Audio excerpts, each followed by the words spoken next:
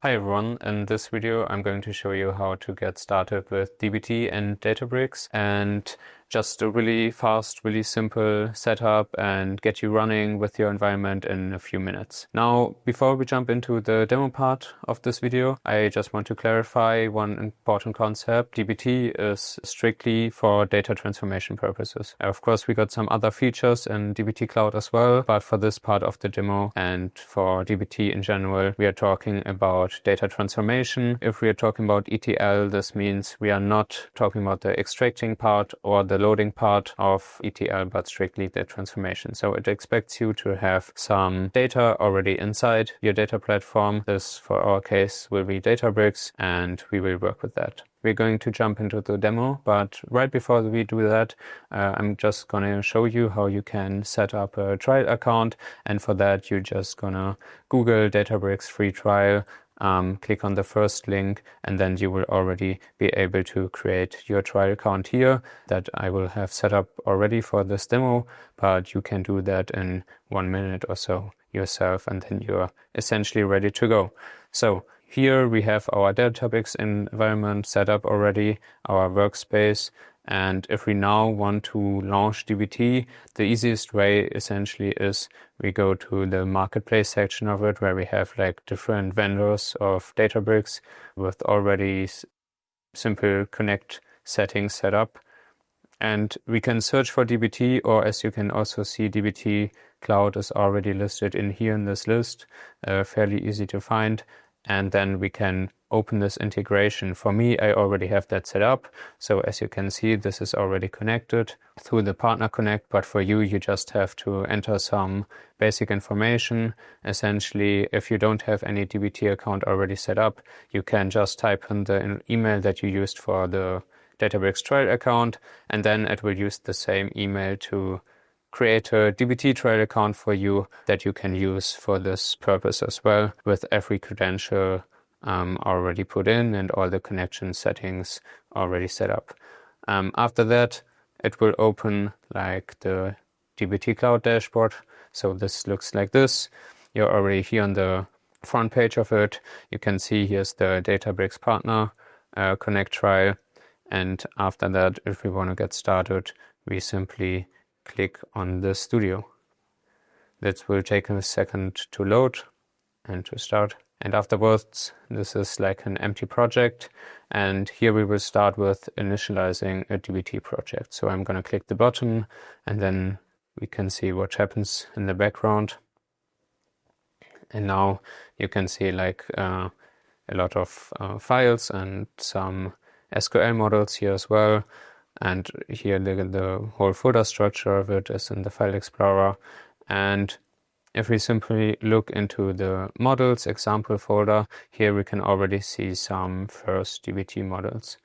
And now, if you want to get running and just you don't really care what's in there, you can already simply click on Build, and it will take a few minutes or a few seconds to build this model, but it will be ready in a few seconds.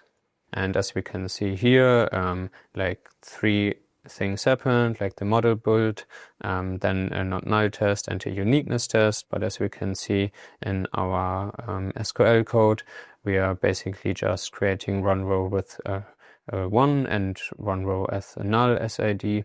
So the not null test obviously will fail. But we can see the model is created, and if we go into our Databricks environment and open our workspace, we already have the dbt Partner Connect schema in here, and also the model that we called for now our first model, and that is also in here. If we now go back into dbt and we want to create our own model, I would suggest we just delete this example folder, and this will take a second. And as you can also see here on the left side, we have our version control history with all the files and folders that are created, added, modified, or so on, as you are familiar from any Git provider. Before we start building our own models, we will need to create a source file, and for that we will create a sources.yml and we will create that. And this essentially is a file that tells dbt where our data that we already have ingested to our database is coming from. And now if we also check Databricks for a second again, we will see we have the sample data set in here. And for this case of the demo, we will just take the bakehouse data set. We will focus on the sales customer table and the sales transaction table just for simplicity. And for that, we now gonna fill out the sources.yml file in our dbt environment. So we will start with sources and already provide some handy autofill information here. So we just use bakehouse for our name of the source, and then we will have some to provide some additional information. For example, the database. This is, as we saw, the sample database. Then we also have to provide some schema. And the schema was the bakehouse schema. And then we also have some tables. And so we're going to provide some tables here with the name. One was sales underscore customer, or customers, I believe, and the other one was sales underscore transactions. Now we can click on save at the top right or just press Ctrl S. As you can see, in our sources.yml file, it already provides some information here. For example, it detects that we want to create a model that says sales customer and one that has the name sales transactions.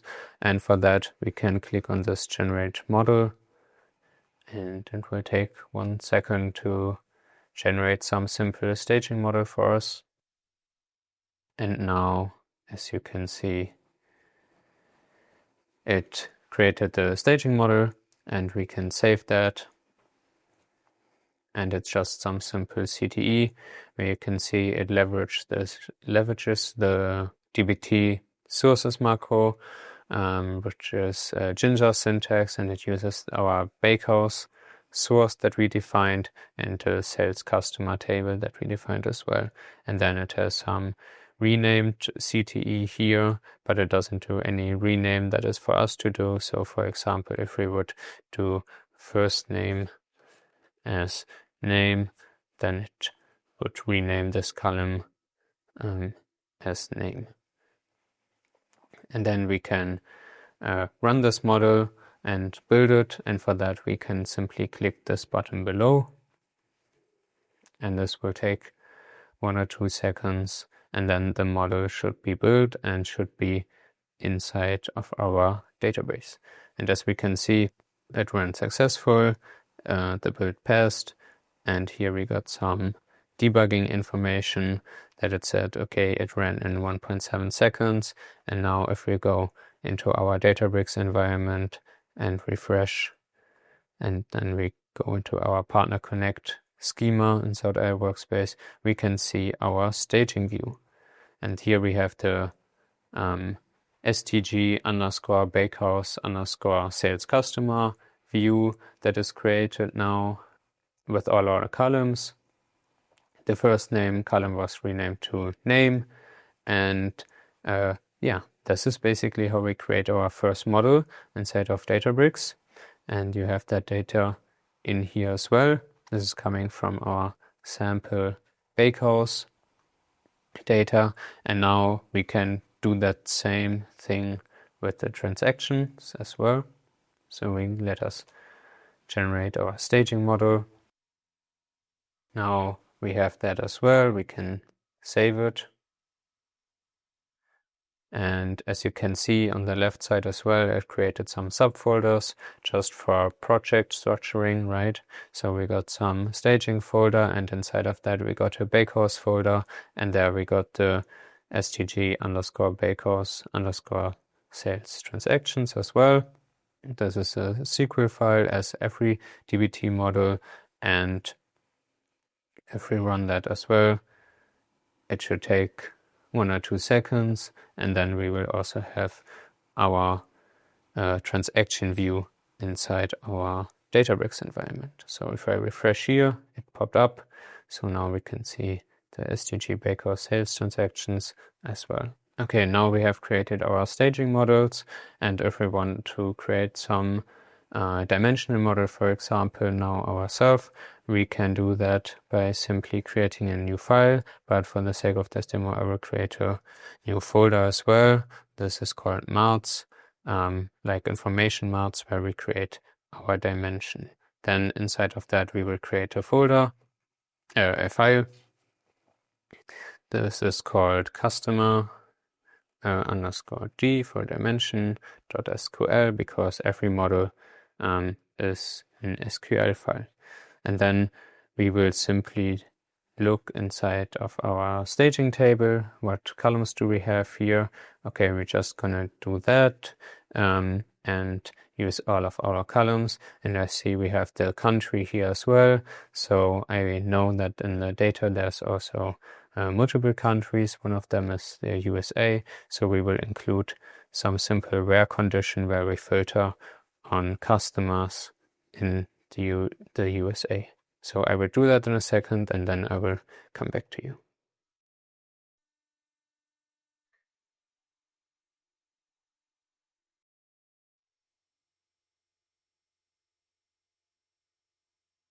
Okay, now we just created our dimensional model, and as you can see, we are leveraging here our ref function, where we're using the model name of the staging table that we created beforehand. And I also included some simple where condition where we filter on USA customers only. And if we go into our Databricks environment, here we can also see the customer dimension now with all the columns that we have here. And yeah, and also one nice feature of dbt is the lineage graph that we can see in the bottom if we click on here. And we have the source table, which is our bakehouse sales customer table. Then we have our staging model, and then we have our customer dimension model.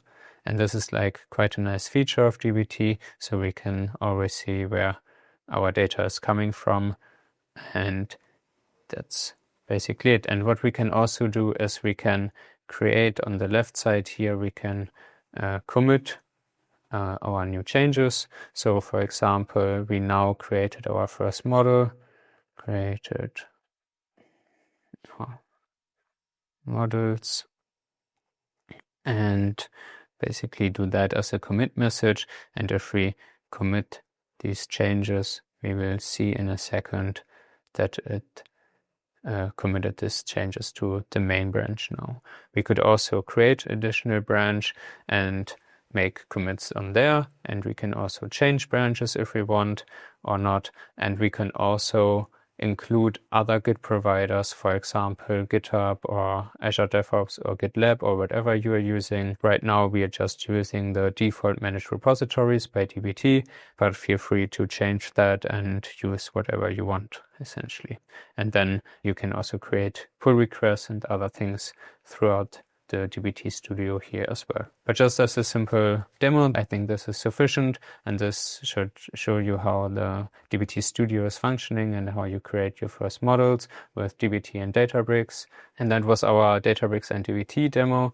And if you're interested in more topics like this or topics related to Data Vault or dbt, just feel free to check out our YouTube channel for additional videos. And that's it from my side. Thank you. Goodbye.